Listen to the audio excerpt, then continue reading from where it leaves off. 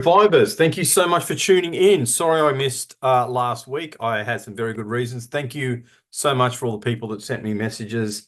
I really, really appreciate that. This one is going to be really short tonight. It's under 10 minutes. And recently, I've used the time that I had because I had to miss last week to record some, frankly, really excellent interviews. I've got two in the can so far, and some more coming, some more schedules coming up.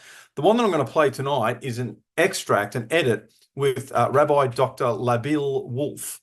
He is a psychologist, lawyer, writer, internationally renowned speaker. He started a spiritual retreat, and in his spare time, he speaks at Buddhist events. His work really has been highly acclaimed by diverse world leaders such as Rabbi Lord Sir Jonathan Sachs. He's met and spoken with the Dalai Lama, who really loves his work, the late Chief Rabbi of Israel, Rabbi Mordecai Elihu, who actually ordained my guest tonight. And as I said, he's also the founder and the dean of the highly innovative personal growth center in Melbourne, Spirit Grow. He lives there. He lives in Melbourne with his wife and kids.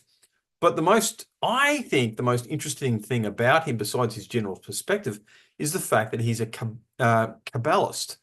Now, many people don't really know what that is, thinking it's a kind of almost magic, a form of like magic practiced by Jewish people.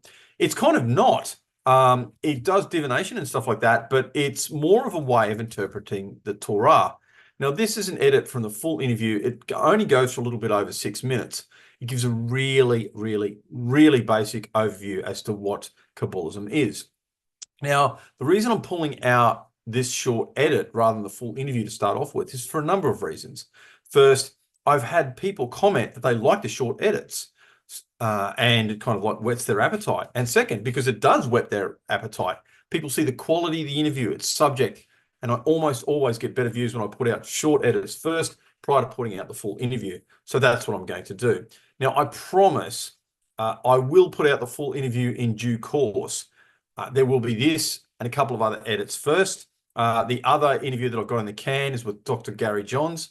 That's a really interesting interview. He's somewhat of an expert on Indigenous affairs, being a former member of Parliament at the time of the Destined Custody Inquiry. He's also a former Commissioner of Charities. He's got a long list of achievements, but the positions he have obviously given him a really unique perspective on Indigenous affairs, government, charities, the interrelation between all these things, and how they can actually be manipulated and misused. He spoke about that. So he shares his knowledge on this and other topics, and that will an editor to that will be going out next week. I'll get these edits out. And then I promise I will give you the full interview just to tease you a little bit. As usual, if you know someone that you want to come on or you want to see on Northern Vibe, please contact me. I've had some great suggestions recently, so I really appreciate that. Please need your comments, need your likes, need your shares, subscribe and share. This one is going out live tonight, both on YouTube and Facebook. Thank you so much, but enough from me. Let's hear from the magnificent Rabbi. But like you're also somewhat of an expert in Kabbalah. Mm. So could I get you to explain to a non-Jewish audience Sure. What is Kabbalah? Sure. Not so much the history, Okay. but like what is it? Like, what purpose does it have? What does it do functionally? Right. Can you make it intelligible for a lay audience? I'll try. Yeah. The word Kabbalah, which is the modern Hebrew pronunciation anglicized, and the more colloquial pronunciation of older times is Kabbalah. But I'll use the modern one, Kabbalah, just for the sake of being consistent here. Comes from the Hebrew word lekabel, to receive. It means that it's the tradition going back to Mount Sinai, Moses, where the Torah, what is commonly called as the 5 books of Moses, was conveyed to the Jewish people and was continually relayed on for generations to the present time. but it was relayed and taught at Mount Sinai at 4 levels. I'm not going to now go into detail of the 4 levels, but the 4th and deepest level is the level where reality is abstracted into identifiable energies, mathematical relationships, an understanding of the spiritual tools used within the context of creation itself. So it's pretty deep and pretty abstract at the same time. And so Kabbalah is an exposition of the 5 books of Moses at the deepest level that I've just described. That's what Kabbalah is. The way I kind of understand things with my very limited conceptual grasp is Kabbalah, sorry, my Queensland accent. Kabbalah That's fine. Yeah, it's it. Yeah. Go on. North Queensland. It's kind of like grammar. It's the like. So what I'm talking about there is, it's the rules of choice of not just words but letters, sentence structure, and even punctuation that helps us to correctly interpret the Torah. Sure. But as a quick aside, many Christians and there will be some Christians Yes. watching this think the Torah is just the Old Testament. It's not. It's, as you said, Right. it's 5 books of Moses. So it's Genesis, That's correct. Leviticus, Numbers, and Deuteronomy. So that's for the. That's right. Yes. Absolutely. Well put. One aspect of Kabbalah is what you described.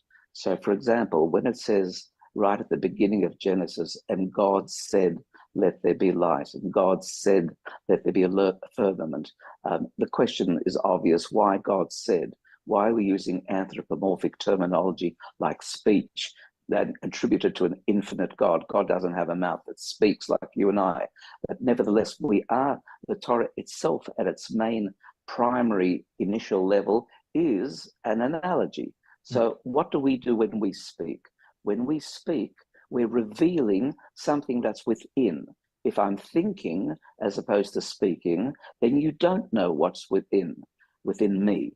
When I speak, I reveal what's within me, not all of it, because it can't be translatable accurately and totally into words, but words convey sufficient amount that I want to reveal of myself. Just for the sake of God revealed something out of nothing. Therefore, the correct metaphoric language is speech and not thinking. Now, speech is made up of words. Words are made up of letters. Letters are shapes. Letters have, when they're expressed in words, vibration. So that each letter has its 2 qualities, a vibrational quality from the sound, and it has at the very same time a shape. So each of the Hebrew letters is in fact a description of the flow of that letter energy used to create the world, and the energetic vibration that it contributes to the 22 building blocks, the 22 letters of the alphabet, towards the whole construction of a finite physical world. So I really quickly want to jump in there just to make sure that I'm keeping Yes. up. I think I am. So, like, if you've got one letter, it's a symbol. It's symbolic of a greater reality. But the symbol that we see is shaped in some way, by the actual reality that it's trying to articulate. Is that correct? Yes, the shape is actually a depiction of the trajectory energetically of that force into the world of time and space. And the sound that we enunciate by breath being impinged on the larynx and then shaped by the 5 parts of the mouth, the tongue, the teeth, the palate, the throat, and I think I've left one out. That is the vibrational quality that we are able to analogize with our speech, which also provides sound. Wow. Yeah, that is, again, so you're getting this reflection, you're getting a material, you're getting a material articulation of something that's inarticulable. So it's a kind of like shadow, but it's still shaped by that kind of thing. Correct. And it's really interesting that God created everything through the word. That's just so isn't that cool. Amazing? Yeah, so it cool. is. It is. And don't forget, the end product of the creation of the world is a finite world. Yeah. And we make finite sounds because we're operating spiritually within a finite world. It was such a fantastic conversation. He's such a deep man. You can see the knowledge literally just coming out of him, and the peace and serenity around his person as well. I got to say, I saw him speak live as well. I went and approached him, and that's how he came on. Hope you really enjoyed that edit. Again, hand on heart, I will put the full interview out shortly. It should have whet your appetite. Please like, please share, please comment. Thank you so much for tuning into Northern Vibe, and I will see you guys all next week.